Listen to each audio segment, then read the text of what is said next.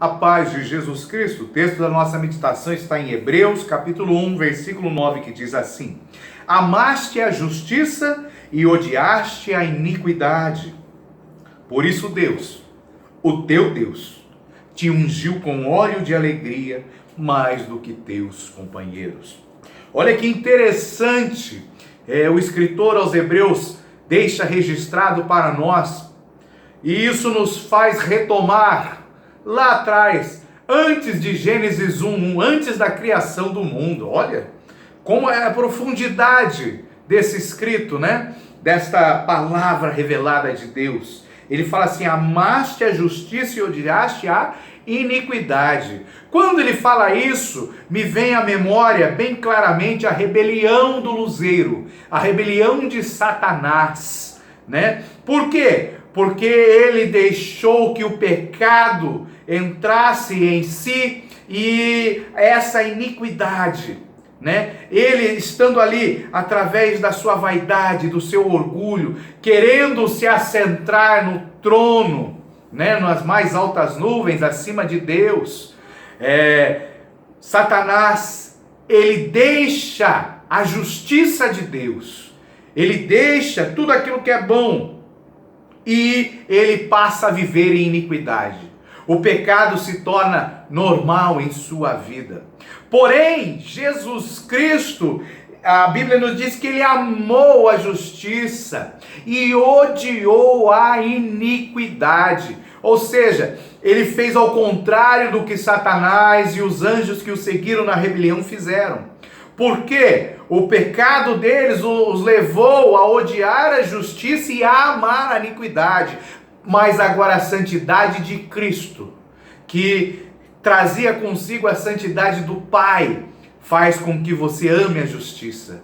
Ele amou a justiça e ele odiou a iniquidade, ele odiou o pecado, ele não aceitou isso, e ele recebeu uma recompensa. E hoje todos que amam a justiça, todos que odeiam o pecado, como diz lá em Provérbios, aqueles que odeiam o pecado, que aborrecem as práticas pecaminosas, né? Aqueles que odeiam o pecado hoje e amam a justiça, recebem uma recompensa de Deus. Deus os unge com o óleo da alegria. Óleo da alegria, nós vemos referências à unção através de óleos na Bíblia. E nós sabemos que quem unge é o Espírito Santo. Porque Jesus Cristo disse lá em Lucas 4, que o Espírito de Deus o ungiu, estava sobre ele, ungiu para pregar o evangelho aos pobres, libertar os cativos e oprimidos, curar os enfermos. Então o Espírito Santo unge. Então aqui o escritor aos Hebreus está fazendo uma referência ao Espírito Santo quando ele fala do óleo da unção.